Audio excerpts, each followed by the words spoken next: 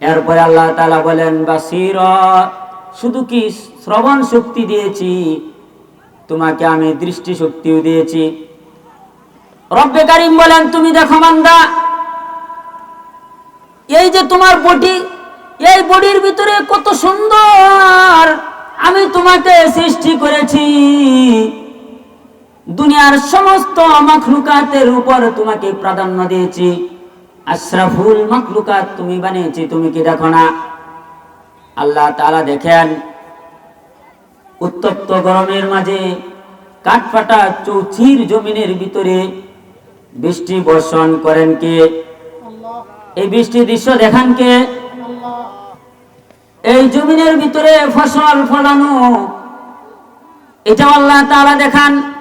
আল্লাহ তাআলা দেখেন, পূর্ব দিগন্তে সুস্থ সূর্য উঠায় দেন, পশ্চিম দিগন্তে আবার সূর্যটাকে অস্ত যাওয়ান, সব কিছুই করেন কে? রব্বে কারীম বলেন, বান্দা এই সব কিছু দেখার পর, এই সব কিছু দেখার শোনার যোগ্যতা দেওয়ার পর আমি তোমাকে পরীক্ষা করব। আমি তোমাকে কিন্তু যোগ্যতা দিয়েছি। বিষয়টা এরকম না পঞ্চম শ্রেণীর ছাত্রকে আমি মাস্টার্সের পরীক্ষা নিতেছি, বিষয়টা এরকম না। বিষয়টা হলো আমি তোমাকে দেখাইছি, যোগ্যতা দিয়েছি, শুনাইছি, দেখিয়েছি। এরপর রব্বে কারীম বলেন নাবাতালিহি, আমি ওই মানব জাতিকে পরীক্ষা করব।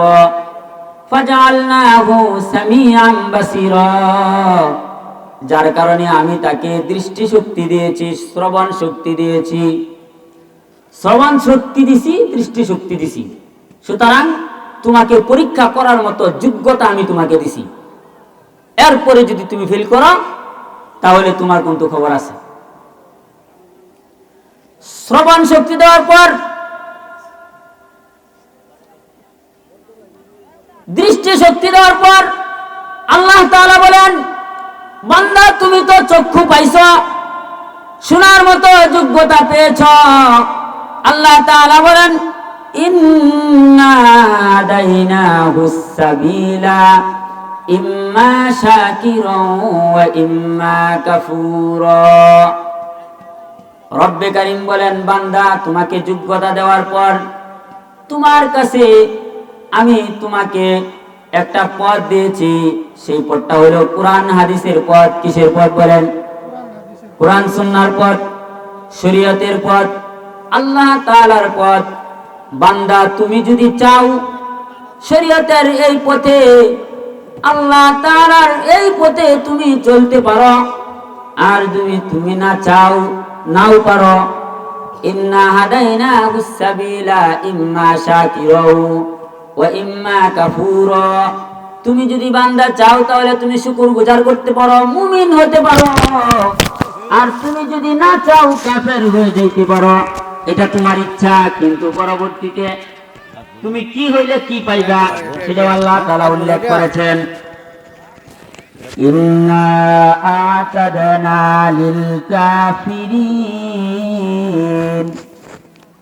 ইন্না আ'তাদনা লিল কাফিরিনা সালাসিলা আগলালান ওয়া সাঈরা।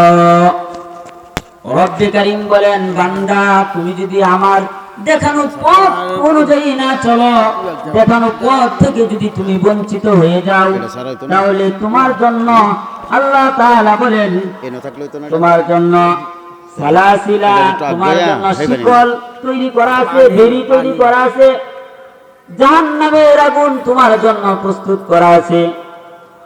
তুমি যদি শুকরগুজারি হও, আল্লাহ তাআলাকে মানো, তাহলে তো তুমি কামিয়াব। আর যদি আল্লাহ তাআলাকে না মানো, তাহলে তোমার জন্য আল্লাহ তাআলা বলেন তোমার জন্য কি আছে? বেড়ি আছে, শিকল আছে এবং জাহান্নাম। বালাগাল আউলা বিকামালিহি কাশাফাদ দুজা বিজামালিহি হাসানাত জামিউ খিসালিহি সাল্লু আলাইহি ওয়া আলিহি। रहे मेरे मस्कन हवाली मदीना,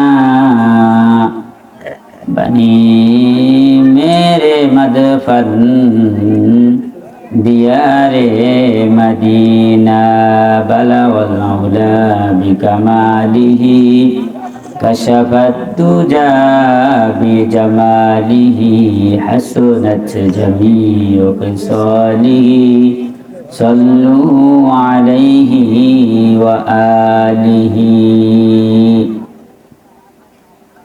मान अल्लाह पाक रब्बुल आलमीনের দরবারে অসংখ্য অগণিত শুকরিয়া যে রব্বুল আলামিন অত্যন্ত মেহেরবানি করে ভালোবেসে মহব্বত করে জামিয়া কোরআনিয়া ভোটবাজার কর্তৃক আয়োজিত আজকের এই ইসলামী সম্মেলনে আমাদেরকে উপস্থিত হওয়ার তৌফিক দান করেছেন।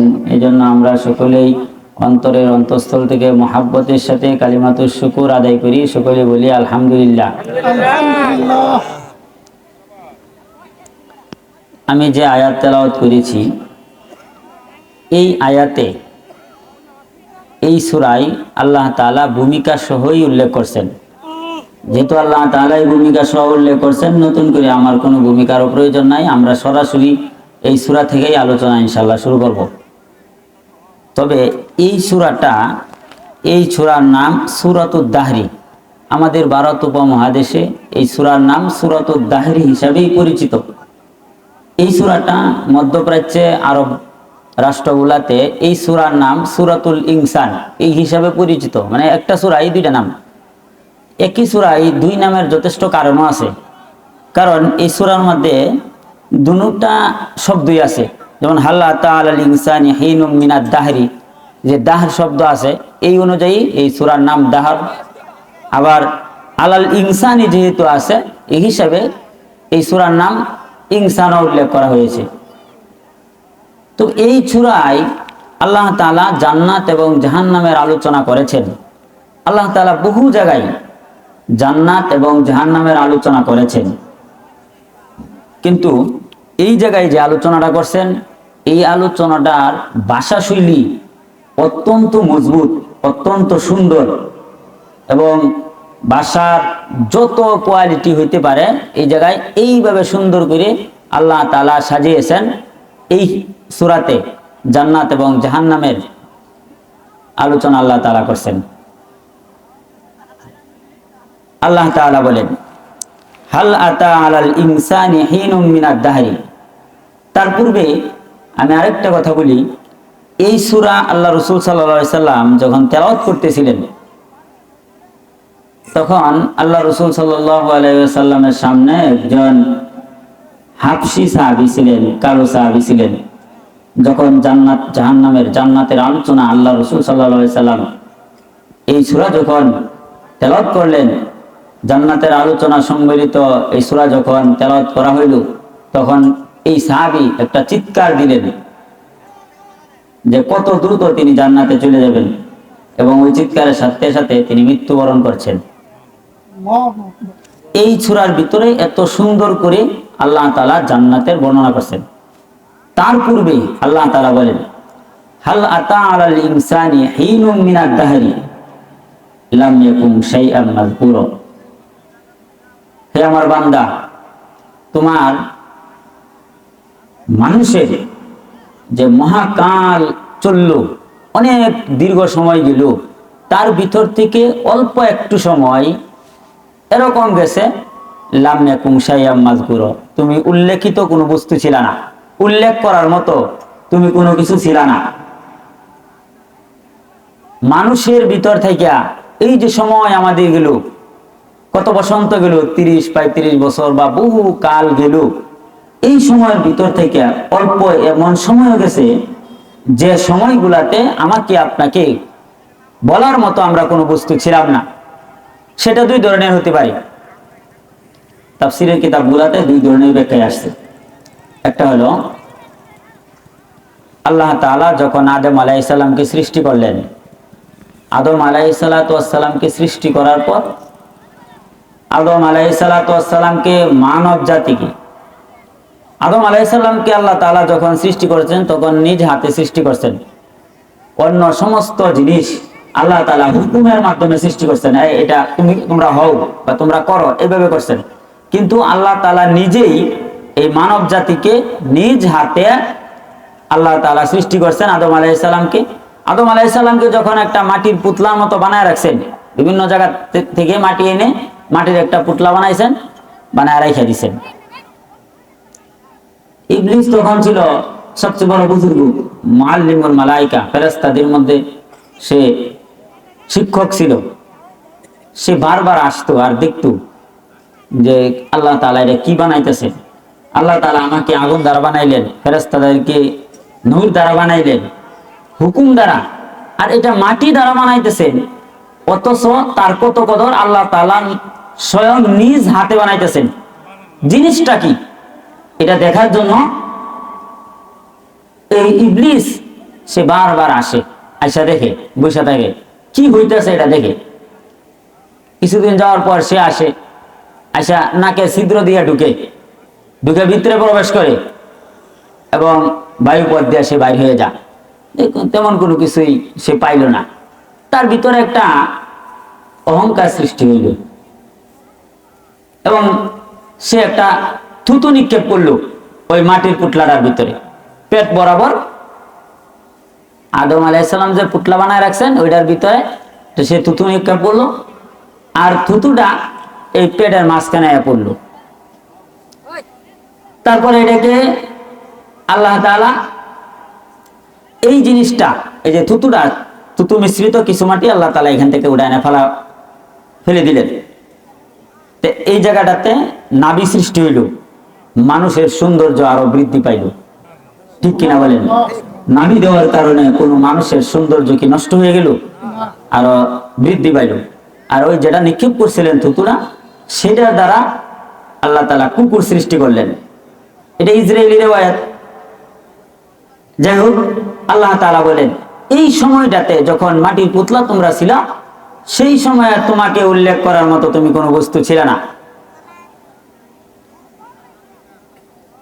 এরপরে আরেকটা ব্যাখ্যা এও হইতে পারে যে মানুষ যখন মায়ের গর্ভে থাকে তখন তাকে উল্লেখ করার মতো সে কোনো বস্তু থাকে না।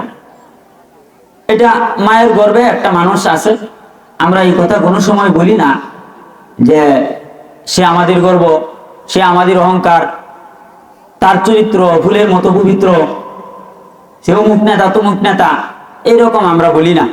অর্থাৎ মায়ের গর্ভে যে শিশুটা অবস্থান করতেছে তাকে নিয়ে আমরা উল্লেখ করি না, তাকে নিয়ে আমরা বড়াই করি না। আল্লাহ তাআলা হয়তো এই কথা বলছেন যে তোমরা মাতৃ গর্ভে যতক্ষণ ছিলা ততক্ষণ উল্লেখ করার মতো কোন বস্তু তোমরা ছিল না। এরপর আল্লাহ তাআলা কি বলেন? ইন্না খলাকনাল ইনসানা, হে মানুষ আমি তোমাদেরকে সৃষ্টি করেছি মিন নুতফাতিন আমশাজ, মিশ্রিত বীর্য দ্বারা বা মিশ্রিত সিমেন্ট দ্বারা। বীর্য ইংরেজি শব্দ হলো সিমেন্ট। তোমাদেরকে সৃষ্টি করেছি। আল্লাহ তাআলার এই কথার মাধ্যমে মিন নুতফাতিন আমশাজ, মিশ্রিত বীর্যের মাধ্যমে আমি তোমাদেরকে সৃষ্টি করেছি। এই কথাটা বোঝার জন্য দেখেন, আগেকার মানুষ এই কথা ধারণা করত যে শুধুমাত্র মহিলাদের বীর্যের মাধ্যমেই বা শুধুমাত্র মহিলাদের মাধ্যমেই সন্তান জন্মগ্রহণ করে, পুরুষের এখানে কোনো ভূমিকা নাই। আরেক দল বিজ্ঞানী ধারণা করতো না, শুধুমাত্র পুরুষের বীর্যের মাধ্যমেই বা সিমেনের মাধ্যমেই সন্তান জন্মগ্রহণ করে এবং পুরুষের ভিতর থেকে একটা আকৃতি মেয়েদের কাছে যা, মহিলার কাছে যা, সেখানে অন্য কোনো কিছুর বা ওই মহিলার কোনো ভূমিকা নাই, মহিলা শুধু গর্ভে ধারণ করে। আল্লাহ তাআলা এই দুনো মতকে প্রত্যাখ্যান করছেন এবং আল্লাহ তাআলা বলেন না, তোমার এবং তোমার স্ত্রীর দুজনের মিশ্রিত বীর্যের মাধ্যমেই আরেকটা মানুষ সৃষ্টি হয়। এটা আল্লাহ তাআলা আজ থেকে 1400 বছর আগে, 1450 বছর আগে আল্লাহ তাআলা বলছেন। এরপর বিজ্ঞানীরা এসে 1775 খ্রিস্টাব্দে সর্বপ্রথম লাজারুস পালানজানি একজন বিজ্ঞানী, তিনি আবিষ্কার করছেন যে না, একটা মানুষের দেহে 37 থেকে 100,00,000,000,000 কোষ থাকে। কোষগুলো এক ক্ষুদ্রাংশ থাকে মানুষের শরীরে। একটা মানুষ যখন বীর্যপাত করে, একটা পুরুষ, তখন তার 2 থেকে 20 কোটি এই বীর্যের ভিতরে শুক্রাণু থাকে এবং এগুলা প্রতিযোগিতা করে। মানুষের শরীরে অন্যান্য যে কোষগুলা থাকে সেই কোষগুলাতে 23 জোড়া ক্রোমোজোম ধারণ করে। আপনারা যদি কেউ এই পরিভাষা নাও বুঝেন তাও অসুবিধা নাই, কমপক্ষে নাস্তিকরা আপনাদের কাছে আর ধোঁকা দিতে পারবে না। আর যখন বীর্যপাত করে যে শুক্রাণু থাকে অথবা ডিম্বাণু থাকে, মেয়েদের কাছ থেকে যে জিনিসটা বের হয় এটারে ডিম্বাণু বলা হয়, ডিম্বাণু থাকে, এইগুলার ভিতরে 23টি ক্রোমোজোম থাকে। পুরুষের 23 ক্রোমোজোম এবং মেয়েদের 23 ক্রোমোজোম একত্রিত হয়ে একটা সন্তান জন্মগ্রহণ করে। মেয়েদের যে ক্রোমোজোম গুলা থাকে সেই ক্রোমোজোম গুলা XX নির্দেশন করে, আর পুরুষের যে ক্রোমোজোম গুলা থাকে সেটা হলো X এবং Y নির্দেশন করে। না Y, পুরুষের X এবং মেয়েদের আছে X, এই দুটো যদি একত্রিত হয় তাহলে মেয়ে সন্তান জন্মগ্রহণ করে। আর পুরুষের Y এবং মেয়েদের যদি X সংমিশ্রণ ঘটে তাহলে ছেলে সন্তান জন্মগ্রহণ করে। তাহলে বলেন, ছেলে সন্তান জন্মগ্রহণ করার ক্ষেত্রে দুষ্কার মেয়েদের না পুরুষের? পুরুষের। হয় যদি আল্লাহ তাআলাই তো দিবেন, এটা তো কিছু করার নাই, কিন্তু তারপরেও যদি আপনি বাহ্যিকভাবে দেখেন তাহলে দুষ্টা পুরুষের। তাহলে আমাদের সমাজে অনেক সময় যদি মেয়ে হইতে থাকে তাহলে চাপ তৈরি হয় ওই স্ত্রীর উপর। এই কথাটা বলি, এটা ঠিক না, এটা একান্তই তার উপর জুলুম ছাড়া আর কোনো কিছুই না। সুতরাং আমরা কোনো মানুষ আজকের এই কথা বলার পরে কোনো মেয়েদেরকে, কোনো নারীকে আমরা দোষ দিব না যে তার খালি শুধু মেয়ে সন্তানই হয়, কারণ দোষ হইলে তো পুরুষটারই হওয়ার কথা, যদিও তারও দোষ নাই, আল্লাহ তাআলাই দেন। আল্লাহ তাআলা বলেন, এইভাবে তোমাদেরকে সৃষ্টি করার পরে আমি কিন্তু তোমাদেরকে পরীক্ষা করব। আল্লাহ তাআলা বলে দিয়েছেন, দেখছো তোমাকে আমি কি কোয়ালিটিতে সৃষ্টি করেছি, এই কোয়ালিটিতে আমি তোমাকে সৃষ্টি করেছি, এখন আমি তোমাকে পরীক্ষা করব। নাবাতালিহি, মানুষকে আমি পরীক্ষা করব। ফাজআলনাহু সামিআন বাসীরা, মানব জাতিকে তার ভিতরে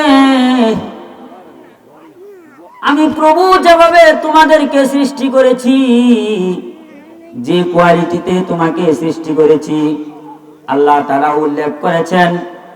এই কোয়ালিটি উল্লেখ করার পর রব্বে কারীম বলেন, নাবাতালিহি, আমি তাকে পরীক্ষা করব। তাকে, মানুষকে। ফাজআলনাহু সামিআন বাসীরা, পরীক্ষা করব। পরীক্ষা করার জন্য মানুষের যে যোগ্যতা দরকার, যে কোয়ালিটি থাকা দরকার, সেই কোয়ালিটিও আমি তোমাকে দিয়েছি। বলেন, আল্লাহ তাআলা আমাদেরকে শ্রবণ শক্তি দিবেন কি দিবেন না? আমরা কি শুনতে পাই কিনা? অন্ধকার রজনীতে নিস্তব্ধতা ভেঙ্গে ঝিরি পোকার ঝিঝি ডাক, এটা কে শুনান? আল্লাহ। মেঘাচ্ছন্ন আকাশে বিদ্যুৎ চমকানোর পূর্বে ভয়ানক আওয়াজটা কে শুনান? আওয়াজ যে শুনান সেটাও কে শুনান? আল্লাহ তাআলা বলেন, বান্দা তোমাকে আমি সামিআম, তোমাকে শ্রবণ শক্তি দিয়েছি। এরপরে আল্লাহ তাআলা বলেন, বাসীরা, শুধু কি শ্রবণ শক্তি দিয়েছি, তোমাকে আমি দৃষ্টি শক্তিও দিয়েছি। রব্বে কারীম বলেন, তুমি দেখো বান্দা, এই যে তোমার বডি, এই বডির ভিতরে কত সুন্দর আমি তোমাকে সৃষ্টি করেছি। দুনিয়ার সমস্ত মাখলুকাতের উপর তোমাকে প্রাধান্য দিয়েছি, আশরাফুল মাখলুকাত তুমি বানিয়েছি, তুমি কি দেখো না? আল্লাহ তাআলা দেখেন, উত্তপ্ত গরমের মাঝে কাঠফাটা চৌচির জমিনের ভিতরে বৃষ্টি বর্ষণ করেন কে? এই বৃষ্টির দৃশ্য দেখান কে? এই জমিনের ভিতরে ফসল ফলানো, এটা আল্লাহ তাআলা দেখান। আল্লাহ তাআলা দেখেন পূর্ব দিগন্তে সুস্থ সূর্য উঠায় দেন, পশ্চিম দিগন্তে আবার সূর্যটাকে অস্ত যাওয়ান, সব কিছুই করেন কে? রব্বে কারীম বলেন, বান্দা এই সব কিছু দেখার পর, এই সব কিছু দেখার শোনার যোগ্যতা দেওয়ার পর আমি তোমাকে পরীক্ষা করব। আমি তোমাকে কিন্তু যোগ্যতা দিয়েছি। বিষয়টা এরকম না পঞ্চম শ্রেণীর ছাত্রকে আমি মাস্টার্সের পরীক্ষা নিতেছি, বিষয়টা এরকম না। বিষয়টা হলো আমি তোমাকে দেখাইছি, যোগ্যতা দিয়েছি, শুনাইছি, দেখিয়েছি। এরপর রব্বে কারীম বলেন, নাবতালিহি, আমি ওই মানব জাতিকে পরীক্ষা করব। ফাজআলনাহু সামিআন বাসীরা, যার কারণে আমি তাকে দৃষ্টি শক্তি দিয়েছি, শ্রবণ শক্তি দিয়েছি। শ্রবণ শক্তি দিছি, দৃষ্টি শক্তি দিছি। সুতরাং তোমাকে পরীক্ষা করার মতো যোগ্যতা আমি তোমাকে দিছি। এরপরে যদি তুমি ফেল করো তাহলে তোমার কিন্তু খবর আছে। শ্রবণ শক্তি দেওয়ার পর দৃষ্টি শক্তি দেওয়ার পর আল্লাহ তাআলা বলেন, বান্দা তুমি তো চক্ষু পাইছো, শোনার মতো যোগ্যতা পেয়েছ। আল্লাহ তাআলা বলেন, ইন্না হাদাইনাহুস সাবিলা ইম্মা শাকিরান ওয়া ইম্মা কাফুরা। রব্বে কারীম বলেন, বান্দা তোমাকে যোগ্যতা দেওয়ার পর তোমার কাছে আমি তোমাকে একটা পথ দিয়েছি। সেই পথটা হলো কোরআন হাদিসের পথ। কিসের পথ বলেন? কোরআন সুন্নাহর পথ, শরীয়তের পথ, আল্লাহ তাআলার পথ। বান্দা তুমি যদি চাও শরীয়তের এই পথে, আল্লাহ তাআলার এই পথে তুমি চলতে পারো, আর যদি তুমি না চাও, নাও পারো, ইন্না হাদাইনাহুস সাবিলা ইম্মা শাকিরান ওয়া ইম্মা কাফুরা। তুমি যদি বান্দা চাও তাহলে তুমি শুকরগুজার করতে পারো, মুমিন হতে পারো, আর তুমি যদি না চাও কাফের হয়ে যেতে পারো। এটা তোমার ইচ্ছা, কিন্তু পরবর্তীতে তুমি কি হইলে কি পাইবা সেটা আল্লাহ তাআলা উল্লেখ করেছেন। ইন্না আ'তাদনা লিল কাফিরিন,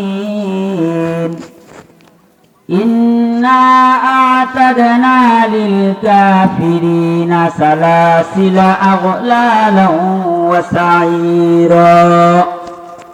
রব্বে কারীম বলেন, বান্দা তুমি যদি আমার দেখানো পথ অনুযায়ী না চলো, দেখানো পথ থেকে যদি তুমি বঞ্চিত হয়ে যাও, তাহলে তোমার জন্য আল্লাহ তাআলা বলেন, তোমার জন্য সালাসিলা, তোমার জন্য শিকল তৈরি করা আছে, বেড়ি তৈরি করা আছে, জাহান্নামের আগুন তোমার জন্য প্রস্তুত করা আছে।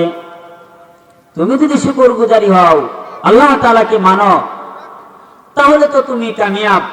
আর যদি আল্লাহ তাআলাকে না মানো, তাহলে তোমার জন্য আল্লাহ তাআলা বলেন, তোমার জন্য কি আছে?